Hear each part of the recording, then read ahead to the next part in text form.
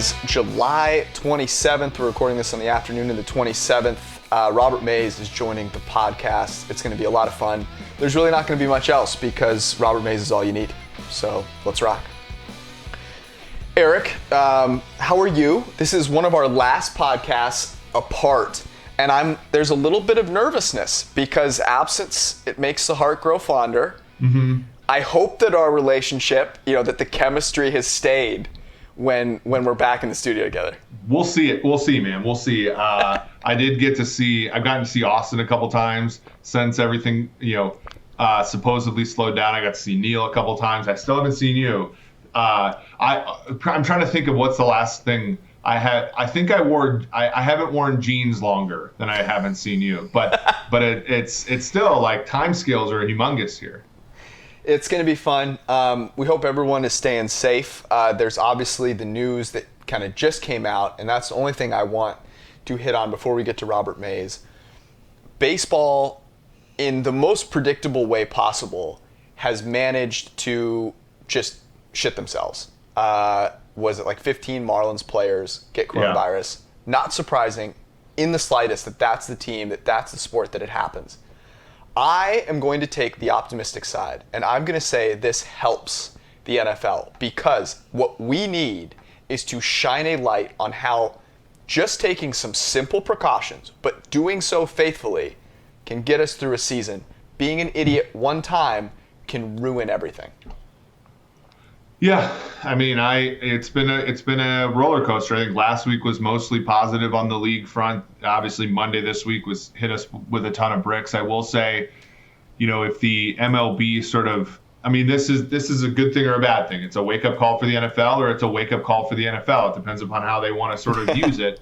I think the players have a lot to lose here. But like I said last week, I feel somewhat bad when I'm like, okay, like I'm going to depend upon the responsibility of players who are economically, dependent on playing a game during a pandemic that, while isn't as deadly as we thought initially, is still pretty deadly. And deadly to, it's also just like deadly to the way we want to live our lives. And that, that's the thing. It's like, I don't know. I now I'll be rambling, but I've made my point. I am remaining optimistic, glass half full, like the opening scene of Wedding Crashers. That's right. It is half full. Did you see that? Would you take a look at that? All right, we've got Robert Mays of The Ringer. This was he was very generous with his time, spent like an hour with us, and he dropped a lot of really interesting nuggets, talked about everything from Ryan Tannehill to the Chicago Bears, to smoked meats, to the Jamal Adams trade. Even gives you a recommendation for a great restaurant in Chicago. So when you can travel again, you'll know where to go. Robert Mays, here it is. Alrighty, joining us, it's been a long time coming. Robert Mays from The Ringer. We've been trying to get you on for a while, ever since in Indianapolis at the Combine, which feels like a million years ago. Steve Palazzolo. 20 years ago, a different lifetime ago. Literally a different world. Steve Palazzolo puts you through just this humiliating exercise on stage in front of other human beings. And so we have to make up for it and have like a real football conversation. So I'm glad we're finally making it happen. That almost destroyed all the goodwill you guys could possibly have with me. I almost just said to F off because there was no way I was ever coming back after that stunt you all pulled. So the story behind this, for people that are completely lost, is that Steve, we were doing this kind of live show in Indianapolis, and Steve was going to pitch himself as a GM candidate to another GM, like an actual GM. No actual GM wanted to do it. So he went to Mike Tannenbaum next. Mike Tannenbaum stood him up. And then it was like, well, I have to do this bit. I prepared this ridiculous, segment. Let's just put it on poor Robert Mays. And I was like, it was terrible. I really didn't appreciate it. The worst part about it was like the worst inside jokes are absolutely dreadful if you're trying to build something, right? So like don't make good comedy. We're like, maybe our podcast after 2.5 years, there's a couple inside jokes you could tell, but like this is the first time we had a live show at the Combine, and we lead into it with some Bigfoot dude trying to like pretend to pitch himself to Rude. a fake GM while he's sporting a Jerry curl. It just like doesn't make a whole lot of like sense to do. And of course, for you, hopefully I got on the show and I just started talking to Robert. And I thought that like got the thing on track at least a little bit. It did, because shockingly, Robert, you're better at talking about football than hearing GM pitches. Listen, I'm from Chicago, man. We have this whole, Second City improv just culture that we live here, and I was in the yes and mode. Whatever was going down, I was going to roll with it and just try not to derail it, and I think that I succeeded. I feel pretty good about it. You did. You survived. You mentioned Chicago, and we talk about football, but I also just want to talk about food the whole time. It works for me. Yeah, and so I wanted to start off. We usually do some icebreakers. I really just want to know, what have you been cooking? What have you been eating during the quarantine that has helped you get through the pandemic? I got a smoker recently. So yesterday I had some pork belly on in the afternoon, and I currently, as we're talking right now, have a 14-pound brisket on the smoker, and I've been checking it all day. So it's a labor of love, and I don't know how much people know about smoking meat. It's one of those things that's so esoteric, and you talk about it, it's so annoying. Becoming one of those guys, I'm just horrified by the idea, but I'm not wrapping it in foil. I'm just letting it ride all the way through, which in brisket terms is like, it's a move. So I'm excited about it. And yeah, it's been great. I've been barbecuing, but I've also been trying to cook a little bit healthier. So essentially I give myself one day a week, just let it rip. And that's when I've gone with the very terrible like pork and beef and all of the fixins and sides. One day a week, I just let myself go. And you're doing that on a Monday? So the thing is, I was going to do the brisket yesterday, but they couldn't deliver it. It was a whole big thing. So I had to push it back to Monday. Yesterday was supposed to be brisket day, but I had to push it back. So now this week it'll be 2 weeks. I already worked out, though. We're good. I got a bike, and I use it every day just because I have to if I'm going to eat like this. So I found a balance that works for me. We're all right. You and Eric. Eric got a bike, too. It's paying off for him. I have been doing the same thing that you're doing, and case in point, I ate half a peach cobbler and pint of ice cream last night. And you I'm have a grilling few peaches peach tonight, cobblers and I'm to pretty eat excited about it. before you get on anybody else's level, George. Like that's. I want to do a quick power ranking of things most annoying to hear people talk about. It's probably being a vegan, CrossFit, and then smoking meats. I would say Smoking meats and CrossFit are in the same world. Those are I same definitely quadrant. the tone of those conversations is really Dude, similar. And I don't want to become one of those people, and I can feel myself inching in that direction. Have you ever said to somebody, quote, "That's too bad"? Like, hey, George, you want to go to CrossFit with me? No, actually, I don't do Oh, that's too bad. Like, that's kind of like when you know that you've crossed, like, the barrier into, I don't know. George, did we decide to do our segment this week, the douchebaggiest thing we did this week? we might have to at the end. It's like ordering Jamba Juice through DoorDash is my douchebaggiest thing this week. Oh my God, that's horrible. That's terrible. Oh, man. What was? Do you have anything douchier than spending all day tending to a brisket, Robert? No, not this week. Good for I you. think that, if I dug back a little bit through what's happened during all of quarantine, I'm sure I could get there. But this week, I don't think so. How big is everybody's douchebag jar during quarantine now? Like, it's got to be just like you could make a stimulus out of it. See, like, the basically. nice thing is my life is so self-contained now that I feel like I don't have to project the douchebaggery out into the world. I mean, for the most part, I took 2 weeks ago, I took the week off. I just wanted a break from doing nothing. And I literally just watched Top Chef all day. So I feel like I'm pretty much in this bubble where my douchebaggery doesn't affect other people as much. So I feel pretty good about it.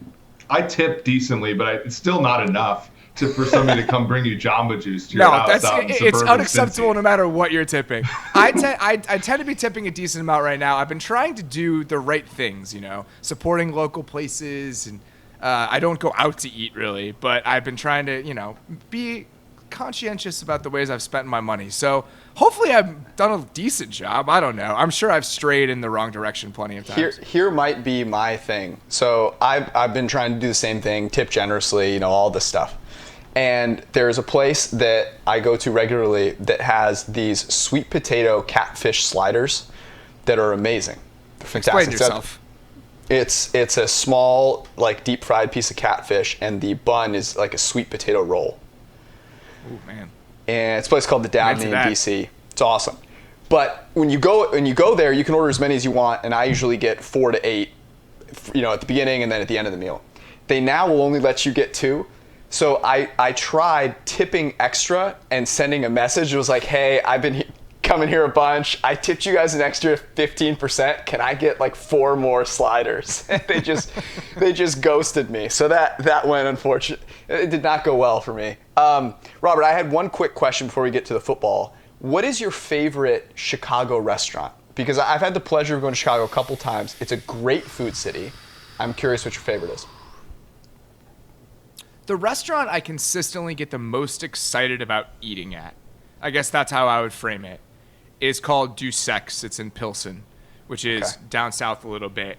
It's just like elevated pub food, essentially. They have a foie gras cheese dip that's just unbelievable that you get as an appetizer. And they have a kind of a duck 3 ways entree. I love duck. And Duck it's is kind of a duck fantastic. 3 ways. So it's like a duck sausage, a duck breast, and then like a duck leg confit, and it's just really, really good. It's got like a mustard sauce that comes with it. I just like that kind of hearty way of eating, and that's my favorite version of it in the city. There's so many good options. How do you spell that? Taking notes. Du Sex is D-U-S-E-K-S.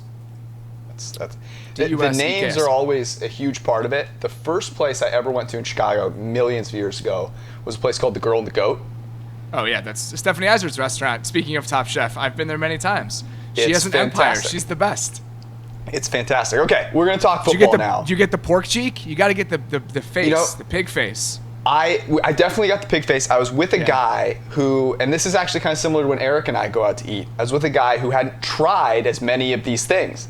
And so I'm like, hey, we got to get this, we got to get this, we got to get this. He was like, are you sure? And I'm like, look, the place we didn't wait 45 minutes to sit on like the corner of a desk, like by the bar, just to not order the things on the menu, You buddy. go nuts at places like that. The whole point is that if you have food left over, you take it home.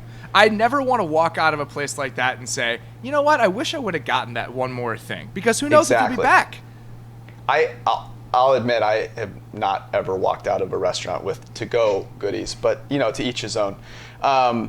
Let's talk about the Jamal Adams trade, because you wrote a really good piece about it. When it happened, and I was like, Robert Mays is coming on. This is going to be excellent, because it paralleled really nicely with the other kind of big trades for defensive players, Khalil Mack obviously being one of them. When you saw the trade happen, like, what were some of your first reactions now, having had a couple of days to think about it? What are some of your thoughts about what this says, what this means, whether it was a good trade, all those things? It's one of those memes, I think the Alonzo Mourning gif, where it's like you have an initial reaction to it, and it's like, God, that's a lot, but it's like, I guess it makes sense. Yeah. I think for both teams, it makes a lot of sense, and we can talk about this. And I know you guys have done a very good job of kind of looking at things through a certain lens where let's not get caught up in the emotions of this. Let's think about what the actual returns are on trades like this. Did they pay too much? And the answer is yes. Like, they clearly gave up too much for a single player. Any non-quarterback probably shouldn't be going for that much, especially if you have to give him a new contract. But if you consider the circumstances that the Seahawks have, where they're at compared to some of the other teams that have made deals like this, I understand it. I don't know if I would have done it, but I completely understand how you get to that point where John Schneider's sitting there and he's saying, you know what? Yeah, this is worth it. We should do this. One of the things that I thought, so like Eric talks about this a lot with the draft, which is you don't always have exact change. So this kind of thought of, okay, it costs this much to get what you wanted. Did you overpay a little bit? Sure. But if you underpay, if you try and find exact change, you're never going to quite get there. And it's still this thing of, am I going all in on Russell Wilson's prime by bringing Jamal Adams in, or am I hurting my chances at being consistently successful over the course of his prime, because it's probably a lot longer than I might expect. And having those extra first-round picks is going to help me sustain, the kind of balance I need to let Russell Wilson take me over the top. So I'm also torn. I agree that it's overpaying, but there's this difference, this dramatic difference between overpaying for a guy like Jamal Adams when your quarterback's Russell Wilson, and doing so when it's Mitchell Trubisky. Well, and they're in such an interesting spot in the NFC, right? Because there's a legitimate need in that conference for a super team. In the AFC, you have Baltimore and you have Kansas City, and after that, it's kind of a few teams vying for that. In the NFC, you have the Niners, who are very good, but a lot of things might regress for them this year. The NFC North is a mess, as Robert knows, and the NFC East, Dallas, there's a lot of projecting for Dallas. And yeah, in the NFC South, you have a fading team in New Orleans, a lot of projection in Tampa Bay. Like, if you're Seattle, you might have just planted a flag and said, look, we're the third best team in the NFL. And there's a lot of value in that, and then the versatility. I mean, we wrote about this with, like, you need your players, your star players, to elevate the weaker players around you. Adams, there's evidence that he does that. Brian Poole was a terrible nickel in Atlanta. He comes to the Jets and he's very serviceable. Marcus May as well. That defense was a top 5 defense last year in yards per play. So I don't like it long term, but like at this point in time, like what's Seattle trying to do? They're trying to win a Super Bowl, because that's the bar that they've been trying to achieve since 2013. So I think that's a great point, and I think the way they use him kind of takes him outside of a traditional conversation about positional value, because if you say a safety isn't worth this, it's kind of misrepresenting the argument, because I feel like he does so many things that he transcends that label in a similar way to what Tyrann Mathieu can do. Yep. Mathieu is better in coverage in the slot, things like that, so he probably does things that align with what modern defenses need to do in a way that Adams might not. But I still think that just calling him a safety isn't quite right. And it's funny that both of you guys are talking about their ceiling as it relates to this trade. The thing that's more interesting to me is their floor without this trade. The fact that you have Russell Wilson, and there's a very good chance that if he stays healthy, you're going to be a 9 to 10 win team. That protects you in a certain way from the downside of a deal like this, in a way that the Rams and the Bears are not, because you don't have that level of quarterback play. That's why I support it on the Seahawks level, just because the worst case scenario of losing those 2 first round picks probably isn't that bad. Well, and you make a great, like, when you talk about Kansas City, right? Why did Kansas City not win in 2018? They didn't win in 2018 because their corners couldn't cover anybody, and they had just too many weak parts. Ron Parker, Daniel Sorensen, the linebackers were all. And what Matthew did for that defense is he elevated the floor, right? He made Daniel Sorensen look like a competent player. He made Anthony Hitchens look like a competent player. And it was good enough for that defense to get them to achieve great things. Seattle doesn't need their defense to be awesome, even though they probably have top 3 players at their respective positions on the middle level and the back level. Like, what they need is for Ugo Amade not to be like this sore thumb on third down against the Packers in the playoffs. What they need is whomever takes over for Quentin Dunbar, because he's on the non-football injury list or whatever. I can't remember, the exempt list. Like, they just need him to be competent. Like, Adams' ability. And I think one of the things they should be doing is sort of taking a page from the Patriots, when your base rush is 3 players. And then you use some combination of KJ Wright, Bruce Irvin, I believe, Adams, to manufacture a pass rush. Your back 7 isn't that bad. And you can almost, in that division, build a defense based upon sort of chess pieces, the way that Belichick does. I don't know if they're going to, but they're kind of putting themselves in that position. Well, Dunbar was great last year, and that's a piece that could potentially help elevate that coverage spot. This to me feels like a move where you go, you're the front office for the Seahawks, and you go, you know what? We actually don't think the Niners are that good. That's what this move really felt like it said to me. It's like, hey, if we make this move, we are the team to beat in this division. Do you feel that way at all, Robert? I just think that their ceiling is that high just because their quarterback is so good. And that's why they're so frustrating. They're such a frustrating team in general. They're just a contradiction, because Schneider makes these wild swings on these trades. He's constantly trying to just find ways to exploit other teams and get better and turn over every rock. So they're super aggressive on that side of things, and everything about the way they're constructed and the way they play is ultra conservative. It just doesn't compute together. And that's why it's hard for me to say, because should the Seahawks be one of the 2 or 3 best teams in the NFC based on the personnel they have? Absolutely. But it's just when you watch that team and you watch the way they approach their offense and everything else, they artificially lower their ceiling. So I think there's a version of them out there that absolutely is. I just don't have a ton of faith in their coaching staff to create a strategy that unleashes that version. It's so, yeah. The Seattle is like the maddening case, because it's clear that Carroll and company do a good job of motivating players, right? Like, and developing them. There have always been these coaches that I thought like defied, that, and like I always thought like Dennis Green was that way, where like he would just get a few stars and then a bunch of ragtag players that would play better, and you can't argue with the results. 11-5, 10-6, one Super, all that kind of stuff. Like they've overcome their own deficiencies, I think, through sort of these interpersonal things. But you're right. I mean, if they threw the ball on early downs 10% more, I mean, this division could be a wrap by like October. But who knows if they will? And it seems like they won't. They just won't. They will not. I can tell you that they won't. It's really interesting, and it's just one of those things that you can see how it happens, right? Because they've had enough success that I'm sure that 60-whatever-year-old Pete Carroll, he may seem young, but he's still an old defensive-minded head coach. I'm sure in his mind he's thinking, it's clearly working. We're winning 10 games a year, and that's just not how any of this works.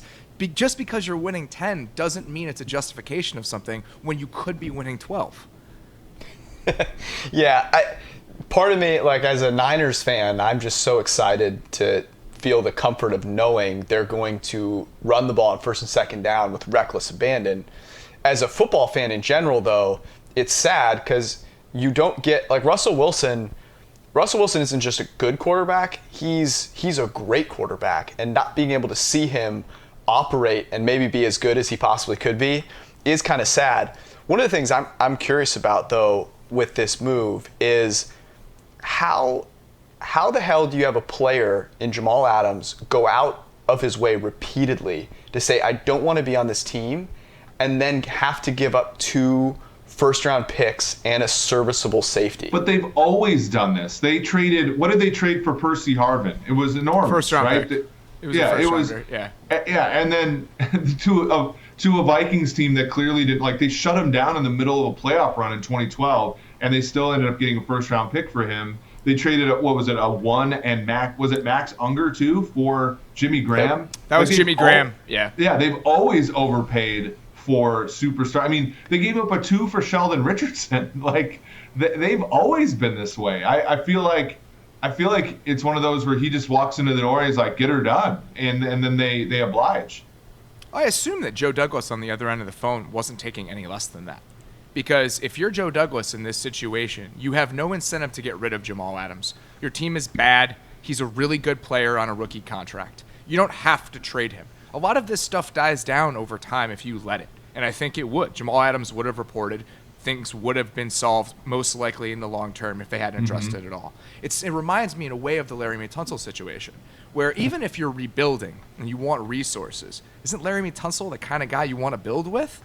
But at a certain point, if a team offers you 2 first-round picks, you can't say no. It would be irresponsible to say no, even if you think this is a guy that should be a building block of a team that's really just trying to figure out who it wants to be.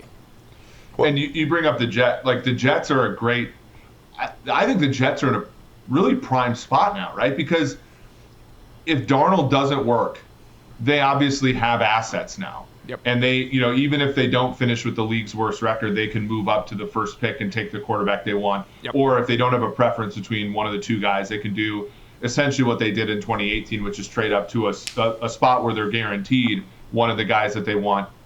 But if Darnold works, they're in a tremendous spot as well, right? Because then they can use this capital to actually enhance the players around him, which has been really, ironically, the reason why he sucked in many ways is that they traded the farm to get him in the first place. No, it's unfortunate. I don't think you understand this. Thing. They can't. They're not good at drafting, so they'll ruin those picks, and therefore the trade is bad. I don't know if you've heard that yet, Eric. Maybe you've been under The a GM rock. who's had one draft. Yeah. Yes. Well, and how And the bad players are they at haven't played drafting? yet. Like they just traded a top 10 player who got more in return. Like Jamal Adams is a draft, and Marcus May in the same draft who both ended up being pretty good football players for them. Robert, I want to shift gears a little bit and talk about the season. God willing, it happens as a whole.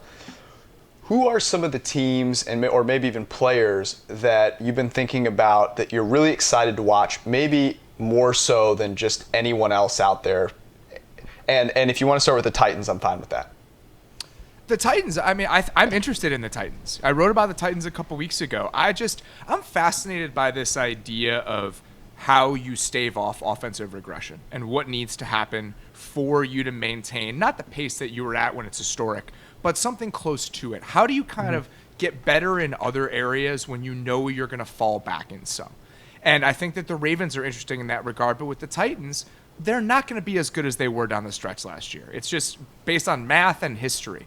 But what kind of stuff do you need to do to ensure that you're getting enough easy throws to make Ryan Tannehill a quarterback that maybe lives up to that contract, even if he's not the guy he was over the second half of last season? That type of stuff is fascinating to me because I think that we can all agree that for the most part, outside of, I don't know, 3 quarterbacks, 4 quarterbacks, every other guy in the league needs some sort of support system to make him great. And how you fine-tune that support system and keep it going over time as guys figure you out and you fall back just to a baseline level, that sort of stuff is always interesting to me. So what the Titans look like the second go-around, how they try to find a change-up to that fastball they found last year, that is a story to me. I'm excited about watching that. Yeah. Yeah, and one of the things that might help them is the fact that they are basically what they're 28th in terms of our strength of schedule. Now the Colts in their division are 31st, and the Ravens, who you talked about, are 32nd. Like they're going to get opportunity. They're going to have an opportunity to be good, just based upon who they don't face. And then then the question becomes, do they finish second in their division, which is kind of a nice break for them. The interesting thing to ask is, so last season, what was it? Greg Joseph had 1 field goal attempt in like the last 8 or 9 games. Yeah, like totally the forgot about regression that. obviously comes from Tannehill and the play action stuff. He's not going to average 13 yards per attempt on play action. Red zone, they were crazy good. Exactly. So I'm thinking, okay, what are the hacks from a coaching standpoint that'll probably work? And it's probably just focusing on things like the red zone, right? And they were getting so many chunk plays offensively that many times they didn't have to convert in the red zone. But maybe now the guy gets tackled at, A.J. Brown gets tackled at the 7, and now you need a play in the red zone. To me, I think that's where it comes in. Defensively, they just need to get a pass rush, right? Which sort of brings us to the Clowney, discussion where they're fine in the secondary. I think they got a lot of talent there, frankly. And they're okay at linebacker, but they can't rush the passer to save their life. I mean, Vic Beasley was the bet they made, so we'll see how that works out. I think that trading him for Jarrell Casey, to me, is not a huge upgrade. And they're essentially using the same amount of money on an edge rather than somebody on the interior. And I'm not sure that they get a lot more because of that. Is there any chance that that Tannehill was just it was just a complete mirage? Because in going back and watching some of those plays, it wasn't just, you mentioned the supporting cast, and I think everyone with the Titans goes, okay, it was Derrick Henry, it was A.J. Brown, and it was the scheme that the new offensive coordinator, whose name is now escaping me, Art Smith, yes. Yeah. The wonderful story they tell about how successful his dad is, but his dad didn't give him anything, and just a true American grinder story. Yeah. And that was the reason, that great supporting cast was the reason Tannehill was great. But then you go watch these throws that he makes, and it's like, no, this is like Russell Wilson dropping, passes outside the numbers 25 yards downfield into a bucket. Like, he was on one. And it reminds me, honestly, of that Tennessee Titans Billy Volek stretch where he was just, Drew Bennett in fuego, yeah. Gave all us white wide receivers hope. But he could. Comparison that I made is Case Keenum in 2017. I think that is the closest comparison because I felt the same way, George. I went back and I watched a lot of those completions before I wrote about them. And when you go into that sort of study, you expect a certain thing. you could say, oh, I'm sure I'll see a lot of lucky stuff, a lot of after catch things, a lot of wide open play action throws. And I went back and watched. I was like, God damn, he was really good. He was just really good. And there are some moments where his numbers under pressure were crazy. Insane. I mean, just absolutely nuts. And there are a lot of plays where he's getting out of stuff, and there was a long touchdown to Tajay Sharp. I can't remember the game where he just wiggled out of pressure, dumped it off, and Sharp took it 40 yards from New Orleans. There's the New Orleans. That sort of stuff is not sustainable. That's going to come back to earth. I mean, under pressure stats, we know this. They don't carry over. Keenum, again, is the perfect example. It's just not something that's a skill necessarily, especially when you consider how bad Ryan Tannehill was in that area recently. But the stuff that does carry over, yak production in offenses is consistent. Kyle Shanahan consistently has the best ones in the league. The Titans last year had, I believe, 2 of the top 3 guys in yak above expectation per play in A.J. Brown and Jonnu Smith.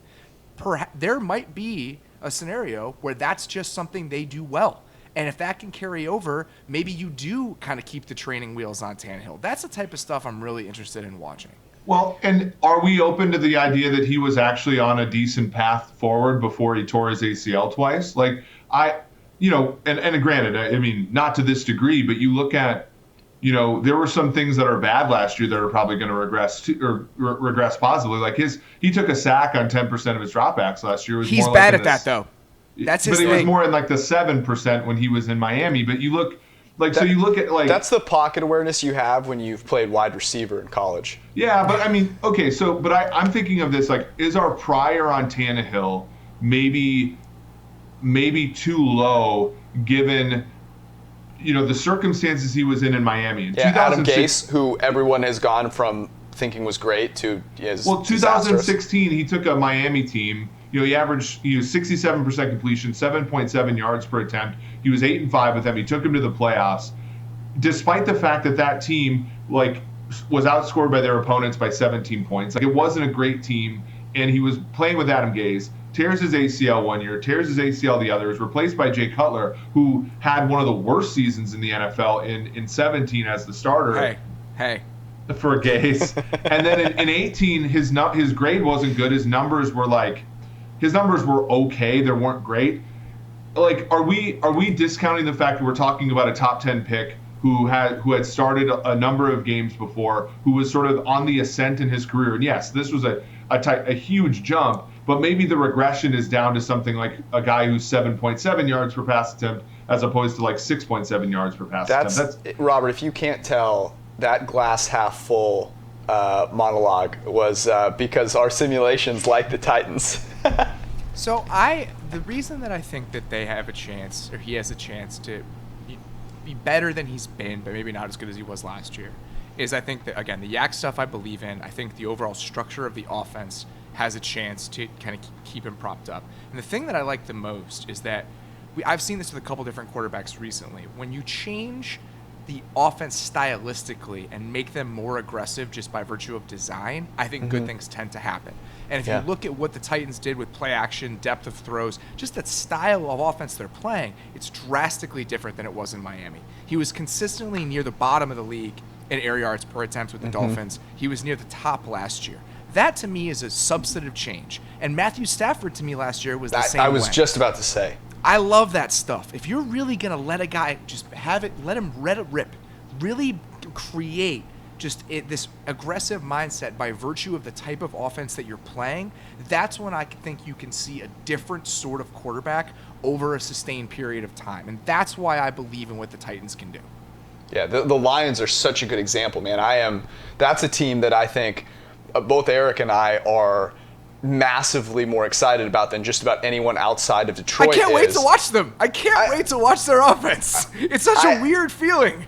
I mean, they had 2 really fun to watch receivers. Matt Stafford has gone from a guy that I never really I didn't feel any sort of type of way for it, and now I really want to see him do well. I feel like everyone hates on the guy. Agree. It's so funny. I feel the exact same way. He's got a little Jay Cutler. They play football in such a fun way, right? And there's nothing better, I think, than you know it, Robert, being a Bears fan. There's nothing better than a wide receiver that can go up and get a football, right? I mean, I'll see you guys later. This is it. You guys have one shot. I'm done. I was going to bring the Bears up next, but I don't. Great, I'll forego we can that. do it. I'm ready. I'm ready. Bears, I'm so Bears, dead inside. Do you think I care?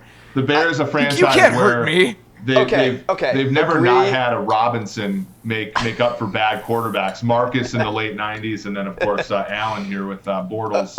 Agree or disagree with this statement? The Bears are in the worst situation of any franchise in the NFL right now. I think that might be true. I don't. I wrote, I can't believe it when it was. Time has no meaning anymore. But sometime earlier this spring, I wrote that there's just no good outcome. What is the good outcome for the 2020 Bears if the season happens? Because no matter what goes down, let's say they win 12 games, Nick Foles is great, everything clicks offensively, they're a top 5 defense. Let's say that happens. Nick Foles can probably opt out of his deal. We don't know all of the specifics of that, but that's possible. And then he's just gone. You don't have, and then you're starting over again. And the only good scenario for this is if Trubisky wins the job and he ends up becoming a really good quarterback. And I truly believe that ship has sailed. So if we're working in the Nick Foles kind of collection of outcomes, I just don't see how there's a good one. It's really just a middle ground season, and it's hard to find a way out. Right. I mean, there has been some precedent for this, but you have to almost go back to like Drew Brees, right? When he had fallen out of favor in San Diego, they draft Phillip Rivers, and and then you got a decent predicament on your hands, but it's not not that frequent. I think. Don't you think that there's a decent chance that the NFC North is bad enough where the Bears improve by a game or two, go like 9-7, and they win that division, and maybe it's enough to keep Pace and Nagy around, but sort of under the stipulation that look, like we just got to move on from these quarterbacks, right? Like is that a positive thing, or because there's no draft capital to do anything with it, it's still sort of like you guys signed Dak whole Prescott. Point though. But that's the point is and I think this is getting back to what we were talking about earlier, is when you make a move to send all of this capital for a star player, and it's not a quarterback. If you don't have a quarterback that makes your floor 8-9 wins, all of a sudden your floor is 4 or 5 wins and disaster because you can't replenish your cupboards at all. And that's I agree with you, Robert. I think they are in probably the worst situation in the NFL, and I think it honestly goes back to I think it goes back to the Mac trade, honestly. I would make the Mac trade again.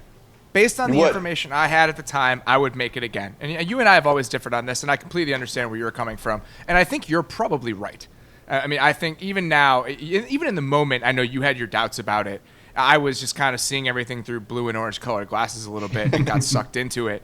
But even now, I think based on the information at the time, he's such a rare player. I mean, he's legitimately, at his best, a top 10 player in the NFL, and I just don't think those guys are available. I would do it again. But you're right. There's just no way to replenish your roster, and they have the problem. Here's the thing. If it was just the Mac trade, if that's the only thing they did in terms of getting rid of draft capital, I think you survive. The problem is when you compound that with the other decisions that they've made.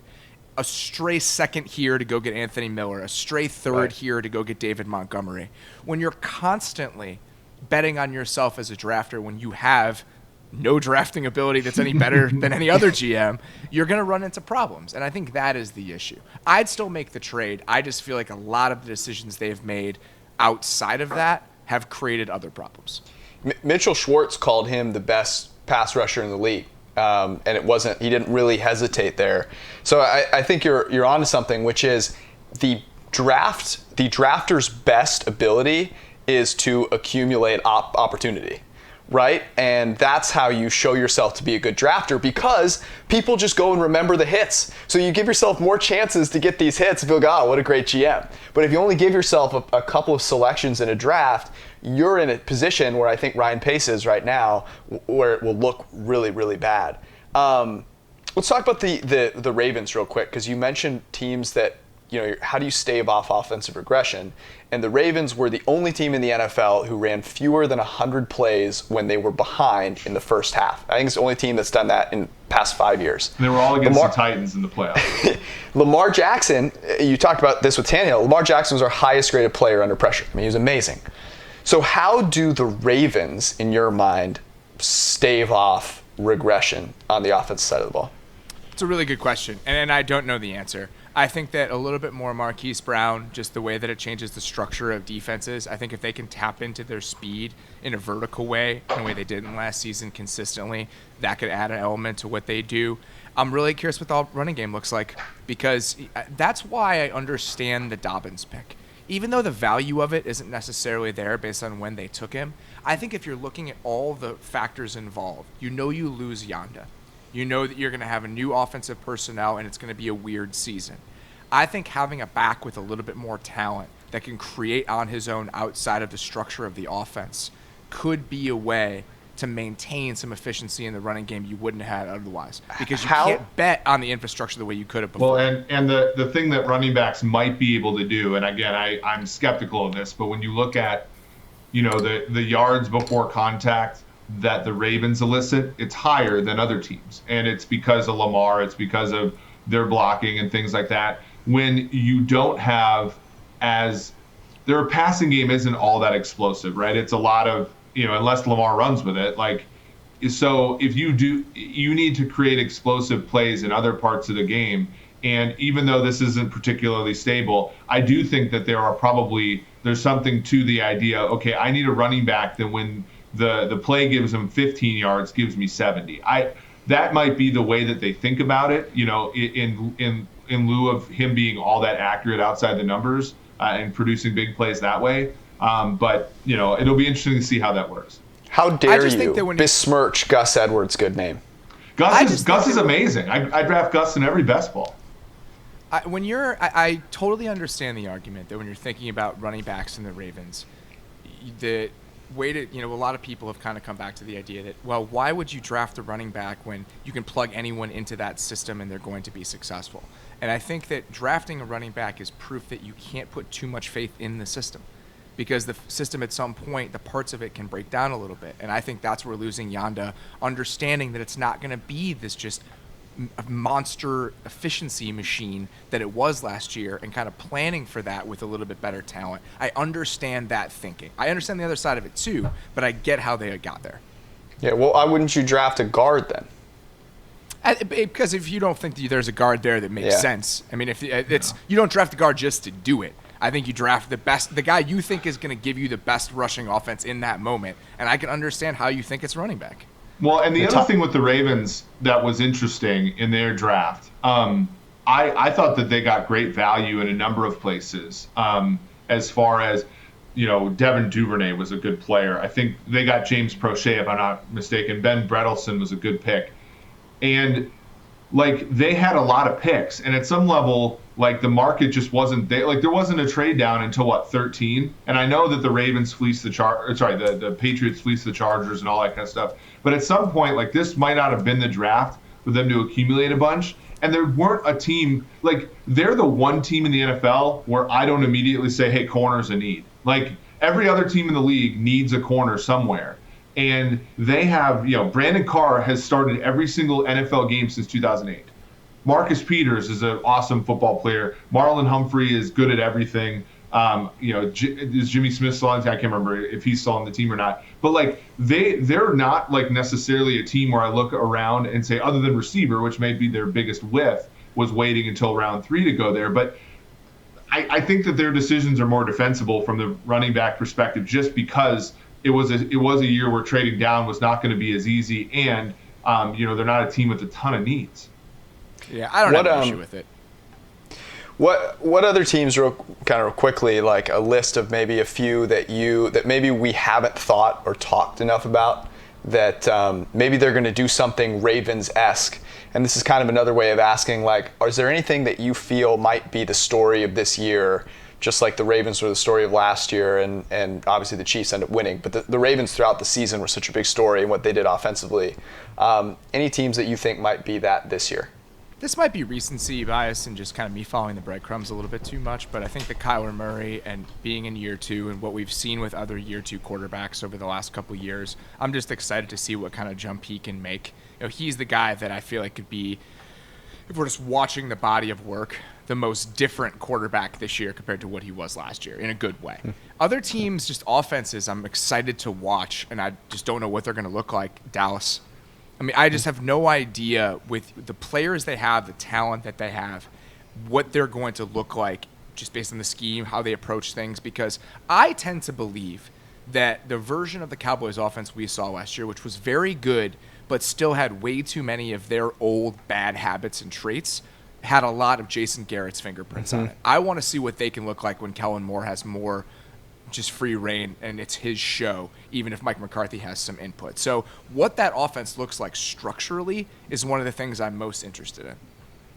Hey, it's 4th and 5. Let's isolate Zeke Elliott and get him outside the numbers. That's Eric probably Kendricks having a career season. Like, it is. I can't even tell you when you go back and watch their tape how many times a game you have 3 receivers that don't move before the snap, just static, right where they lined up is where the play starts, and all of them run a 6-yard stop route. All of them. It is just was it Jonathan? constant. I think it was like Jonathan Bales wrote in a book or something. He was saying like the difference between Jason Garrett and Sean Payton was in the 2000 NFL season. Jason Garrett was sitting on the sideline as the Giants' backup quarterback, and Sean Payton was calling the plays.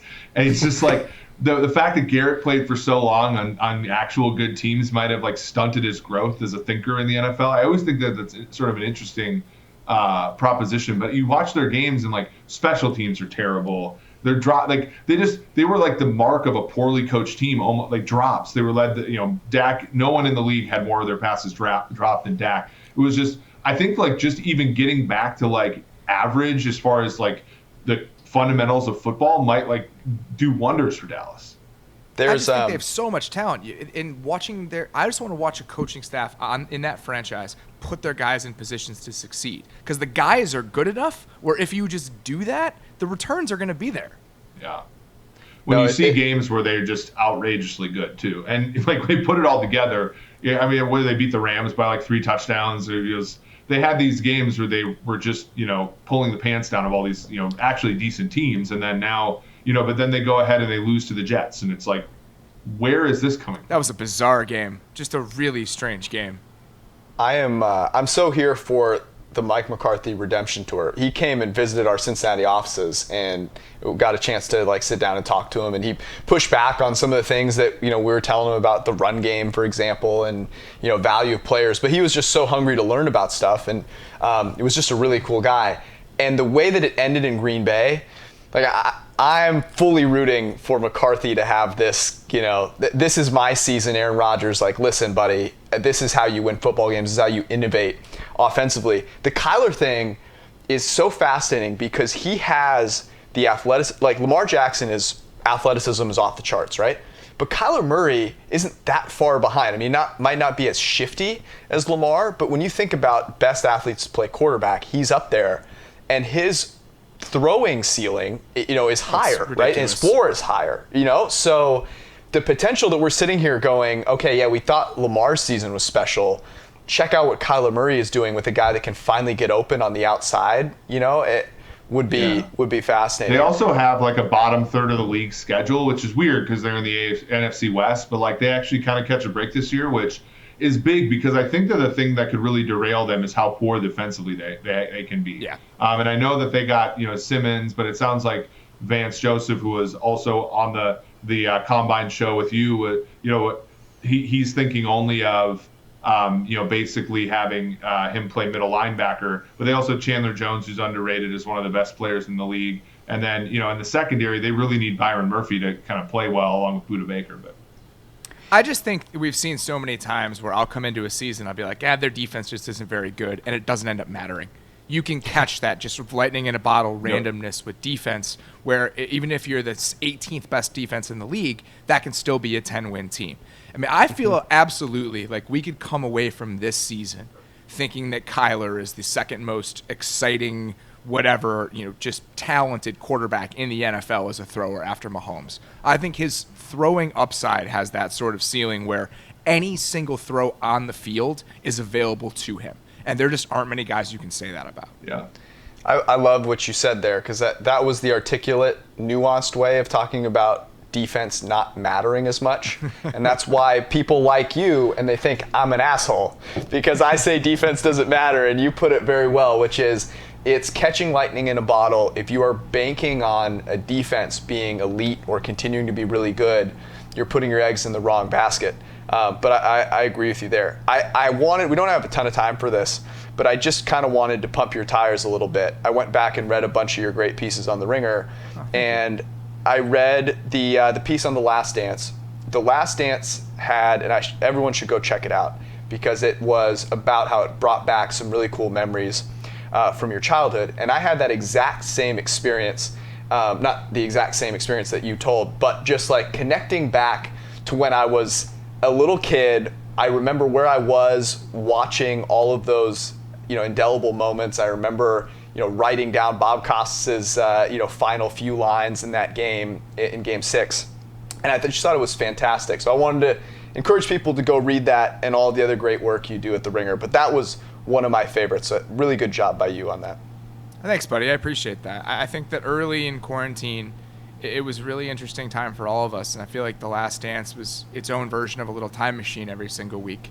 And I think that when you can't go anywhere else, you have to find ways to be transported in your own home. And I feel like my television was a way to travel through time every once in a while, whether it was The Last Dance every week. I was going back and watching a lot of old movies. I went back and watched Seinfeld for a little bit. It was strange that I felt like I was kind of distancing myself from both people and current events. I consumed enough to stay informed and up to date and everything else. But when I had idle time, I found myself, rather than seeking out new entertainment, going back and finding comfort in old things. And I think that The Last Dance was perfectly timed in that way. Yeah, it really was. I won't tell you the show that I'm watching now that's not Seinfeld, not quite as critically acclaimed as Seinfeld, that's taking me back to my childhood. It may or may not have been on the CW when it aired, but neither here nor there. Self-care is important right now. George is out here watching the OC. Not the OC. One Tree Hill. More of a Gossip Girl guy myself. Oh, hey. Well, wow. Yeah. Great for you. Tremendous the view show. isn't so bad I would say. It is an important time for self-care. You got to do what you need to do to get yourself through the day. I support any and all choices right now. All right, lightning round here. A few questions to get you out of here. Who's your favorite offensive lineman in the NFL? Quentin Nelson. I mean, I know that's an easy answer, but he combines everything you love to see. It's fundamentally perfect, but he also just has that nastiness. I mean, it's very hard for an offensive lineman, for so many things to fall in line, for that guy to become an actual star in his own right, and he is deservedly so. I mean, you don't see offensive linemen with highlights. Early Kelechi Osemele was like that a little bit, where he would just do some stuff, and it's like, oh my God. But Nelson is doing that stuff consistently. I love watching him play. I convinced our social media team a few months ago to run Quentin Nelson highlights, where he's just blocking guys into the earth, and make the caption just different kinds of tea, because his nickname's Earl Grey. And so we got to like oolong, and I think that's where it stopped. We will play all 16 regular season games in 2020. True or false? I'm still going with true. Maybe I'm sure that's misguided and delusional. But everyone I've talked to, every single person I've talked to that has any stake in this whatsoever, and maybe that's the problem, has just said steadfastly that they think it's going to happen. And they know more than I do. And I'm just going on the conversations I'm having with people better positioned to get information than me. I think you're on I think at least the most likely scenario is 16, even if it maybe isn't more than 50%. I think it's the most likely of all of it. Let's say 4, 8, 12, 16. I think 16 is the most likely. 16 weeks, not every team actually puts players on the field for every game. I've stopped pretending like there are any certainties with any of this. We'll figure it out as we go. Lamar Jackson or Deshaun Watson for the rest of their careers? That's a miserable question. And you have to put them on the Bears. Well, if you put them on the Bears, it's less than a miserable question, isn't it? I think I'd still pick Deshaun Watson.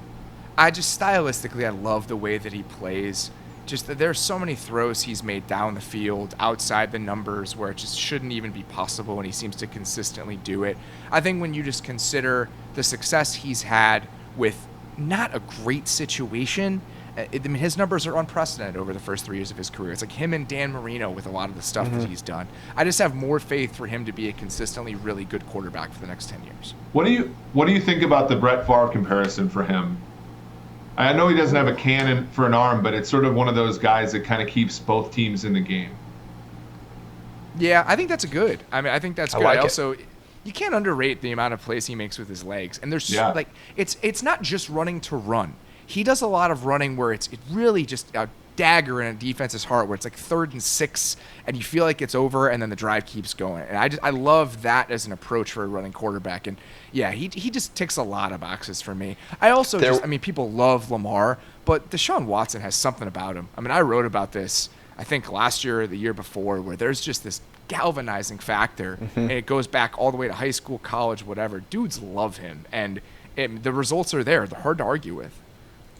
I think he's my favorite player right now in the NFL. And I think back to, I think it was 2 years ago, it's a Sunday night game, so I remember it so well, Cowboys-Texans, and he got beat to a pulp. It was the game where every time they went back to the sideline, they were showing him like grabbing his ribs. Chris is just he doesn't know how the guy's standing up to get back on the field. And they ended up winning because Jason Garrett decided to kick a little field goal on a 4th and inches. I remember. But you could not. It felt like most people would have just given up. He played poorly in that game, and he could not be killed. He's had a number of games where he's played poorly, and they've still, like, remember Jacksonville week 2 last year? Like, he's had a number of games, and granted, he gets blown out every once in a while. I think the real difference between him and Mahomes is Mahomes never plays poorly, and then, Watson has stinkers every once in a while. But he's still, even like the Buffalo game in the playoffs, he brings them back, right? And, like, I think it's Brett Favre-like in the sense that Favre was never a perfect player. And, in fact, Holmgren wanted to bench him early on, but, gets the job done. All right, last question. Get you out of here on this. How are you going to find a way to ship me some brisket? Oh, man.